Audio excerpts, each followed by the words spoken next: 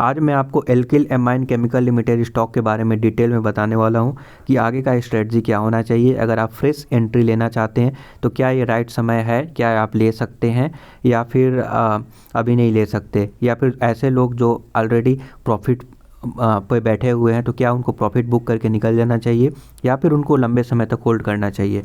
तो इन सारे क्वेश्चंस का जो है आंसर इस पार्टिकुलर वीडियो में मैं देने वाला हूं, जिससे आपको डिसीजन लेने में काफ़ी ज़्यादा मदद मिलेगा। तो चलिए इसके बारे में डिटेल में बात कर लिया जाए। तो आज के अगर प्राइस के बारे में बात करें तो ये प्राइस का जो रैली देखने को मिला है वो 2% जंप देखने को मिला है, तो ठीक ठाक जंप है। अगर काफ़ी ज़्यादा जंप अगर होगा तो फिर ये लाइमलाइट में आ जाएगा और रिटेल इन्वेस्टर भी बाई करना स्टार्ट कर देते हैं। बट अभी जो है ज़्यादा जंप नहीं हुआ है 2%, और कल के डेट में तो गिरावट था। उससे पहले मैं आपको बता दूं कि बेहतरीन न्यूज भी निकल के सामने आ गया था alkyl amine chemical limited stock के बारे में। वो ये था कि कंपनी डिविडेंड भी देने वाला है और इसका जो रिज़ल्ट है Q3 का रिज़ल्ट वो भी काफ़ी ज़्यादा बेहतरीन है। उसमें जंप देखने को मिला है, अच्छा खासा जंप देखने को मिला है। और ये कंपनी स्प्लिट के लिए भी अनाउंस किया है। इसका मतलब ये है कि कंपनी स्प्लिट दे सकता है, बट उसकी प्रक्रिया उसके लिए अप्रूव हो गया है, बट उसकी प्रक्रिया को करने में 2 से 3 महीने का समय में भी लग सकता है। तो ये बहुत ही बेहतरीन न्यूज़ है। बट अभी माहौल शांत दिखाई दे रहा है, ज़्यादा ऐसा कुछ जंप देखने को नहीं मिला। इससे पहले आप देख सकते हैं यहाँ पे 40% का जंप देखने को मिला था। बट अगर हम इसके सपोर्ट के बारे में बात करें कि अगर मान लीजिए कि इस लेवल पे अगर बाई करते हैं तो कहाँ तक वो गिर सकता है, कितना लॉस आपको हो सकता है। तो देखिए, पहला चीज़ कि सबसे बेहतरीन और तगड़ा वाला जो सपोर्ट निकल के आ रहा है वो 3800 के आसपास। इसका मतलब कि इसके नीचे जाना मतलब बहुत मुश्किल है। अभी आज के समय में जब इतने रैली देखने को मिल रहे हैं सारे स्टॉक में, तो डेफिनेटली जो है इससे नीचे मुझे नहीं लगता है कि ये जाना चाहिए। अगर बहुत ज़्यादा कुछ बैड न्यूज़ निकल के आ जाए तब में भी ये जा सकता है। दूसरा, अगर इसके सपोर्ट के बारे में बात करें, इसके ऊपर में सपोर्ट, तो वो आपको देखने को मिल जाएगा 4600। ठीक है, 4600 के आसपास इसको सपोर्ट, बेहतरीन सपोर्ट आप बोल सकते हैं। क्योंकि आप भी जानते हैं कि जनवरी में जब सारे स्टॉक के प्राइस गिर रहे थे, बजट से पहले जो भी स्टॉक के प्राइस में गिरावट हो रहे थे, उस समय भी ये सस्टेन किया हुआ था इस लेवल पे। तो फिर डेफिनेटली आप बोल सकते हैं कि उस टाइप का अगर सिचुएशन अगर आएगा तभी जो है कि इससे नीचे जा सकता है। तो ये बेहतरीन जो है इसका सपोर्ट देखने को मिल जाएगा 4600 के आसपास। अभी इसका मार्केट प्राइस चल रहा है 5045। तो क्या आपको इस लेवल पे बाई करना चाहिए? तो देखिए, सपोर्ट अगर आप देखें तो सपोर्ट जो ये निकल के आ रहा है उससे जो है 400 के आसपास है। तो इसका मतलब अगर लॉस अगर होगा तो 400 के आसपास एक ही स्टॉक पे लॉस की संभावना आप बोल सकते हैं कि हो सकता है। बट ये कभी भी ब्रेकआउट दे सकता है, इसको भी आप नज़रअंदाज नहीं कर सकते। क्योंकि ये जो न्यूज़ है, न्यूज़ का जो इफ़ेक्ट है अभी अच्छा खासा देखने को नहीं मिला है। स्प्लिट का न्यूज़ है, तो जब स्प्लिट अगर हो जाएगा ये स्टॉक, तो जाहिर सी बात है कि कई सारे रिटेल इन्वेस्टर के लिए भी अफोर्डेबल हो जाएगा इसको बाई करना।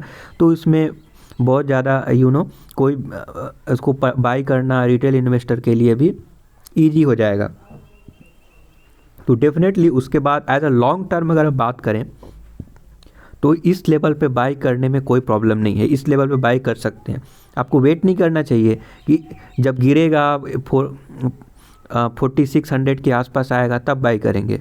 ऐसा नहीं होता है। किसी को भी नहीं पता है कि इस लेवल के बाद नहीं गिरेगा, इसके बाद जो है ऊपर जाएगा, ये किसी को भी नहीं पता है। हाँ, टेक्निकल एनालिसिस करके, चार्ट एनालिसिस करके कुछ हद तक अनुमान लगाया जा सकता है, बट एग्जैक्टली नहीं बोला जा सकता है। अगर ऐसा अगर होता तो सब लोग इस लोअर लेवल पे बाई करते और ऊपर जाकर सेल कर देते। ठीक है, सपोज दैट यहाँ पे ब्रेकआउट हुआ था तो यहाँ पे बाई कर लेते, ऊपर में सेल कर देते। बट ऐसा नहीं होता है ना। ऐसा अगर आप लॉन्ग टर्म के इन्वेस्टर हैं तभी आपको ये सारे बेनिफिट्स मिलेंगे। जब ब्रेकआउट होगा तो पहले से आपके पोर्टफोलियो में अगर बेहतरीन स्टॉक है तो आपको उससे उसका फ़ायदा मिल जाएगा। ठीक है। और एक दिन 2 दिन में जो ऊपर नीचे अप्स डाउन्स हो रहे हैं उससे आपको डरने की ज़रूरत नहीं है। एट द एंड आपको बेहतरीन रिजल्ट ही देखने को मिलता है। तो देख सकते हैं इसका चार्ट आप देखेंगे तो मूवमेंट अपसाइड ही है और मतलब बहुत बेहतरीन स्टॉक आप बोल सकते हैं। देख सकते हैं ये 2000 था, कब था तो 2020 में, मतलब 100 से भी ज़्यादा का रिटर्न दे चुका है। और लॉन्ग टर्म का अगर चार्ट देखेंगे तो आप खुद हैरान हो जाएंगे, इतना बेहतरीन रिटर्न दे चुका है। इसीलिए जो है आप भी एक्साइटेड होंगे इसके बारे में जानने के लिए। तो देखिए अभी इस लेवल पे फ्रेश एंट्री लेना चाहिए कि नहीं। मैं बोलूँगा कि आप इस लेवल पे जो एंट्री ले सकते हैं, बट ये भी मैं बता सकता हूँ कि थोड़ा गिरावट भी हो सकता है इसमें, क्योंकि जैसा कि मैं बताया कि 4600 के आसपास भी गिर कर जा सकता है। ये इस स्ट्रॉन्ग सपोर्ट है, ये इसके नीचे जाएगा तो फिर ये वाला सपोर्ट देखने को मिलेगा। तो इस लेवल पे आप पोजीशन बना सकते हैं। एब्सोल्युटली ये फाइन है यहाँ पर, मतलब ये बहुत ही बेहतरीन लेवल है। इस लेवल पे अगर आप बाई करना चाहते हैं तो बिल्कुल आप बाई कर सकते हैं। इसमें मुझे नहीं लगता है कि कोई प्रॉब्लम होगा। शॉर्ट टर्म में 1-2% ऊपर नीचे होता है, 2-3%, तो आपको डरने की ज़रूरत नहीं है। थोड़ा लंबे समय का नज़रिया रखिए, क्योंकि इसमें कभी भी ब्रेकआउट हो सकता है, अच्छा खासा ब्रेकआउट देखने को मिल सकता है। ये जो मेरा पॉइंट ऑफ व्यू है मैं उसके अकॉर्डिंग बोल रहा हूँ। और ऐसे लोग जो प्रॉफिट में है उनको प्रॉफिट बुक करने की ज़रूरत नहीं है, क्योंकि इतने बेहतरीन स्टॉक में कौन प्रॉफिट बुक करता है। थोड़ा बहुत लॉस ऊपर नीचे अप्स डाउन्स हो रहा है तो आप झेल ही सकते हैं। ऐसा तो नहीं होता है ना कि अभी प्रॉफिट में निकल जाते हैं फिर से एंट्री कर जाएंगे। तो जब निकल जाएंगे तो क्या पता ब्रेकआउट कर जाए, लंबा वाला 20-25% भाग जाए, तो क्या फ़ायदा फिर।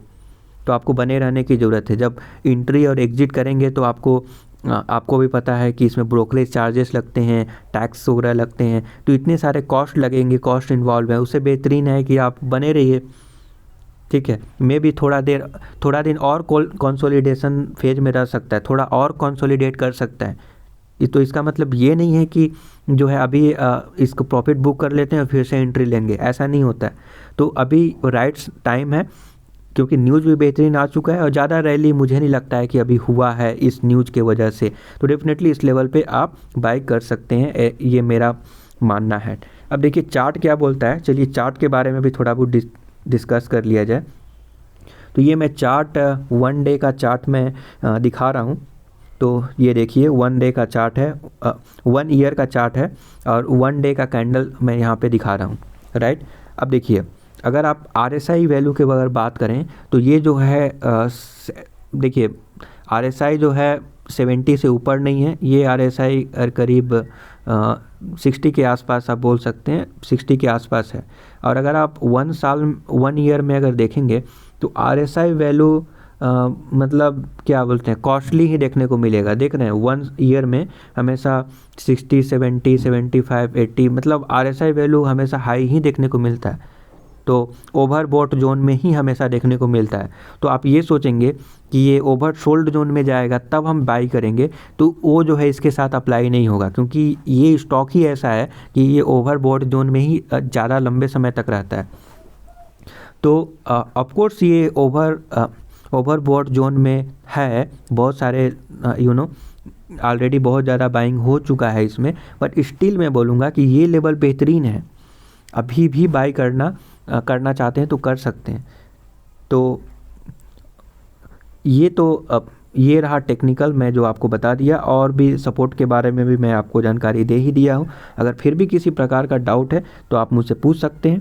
Thank you for watching.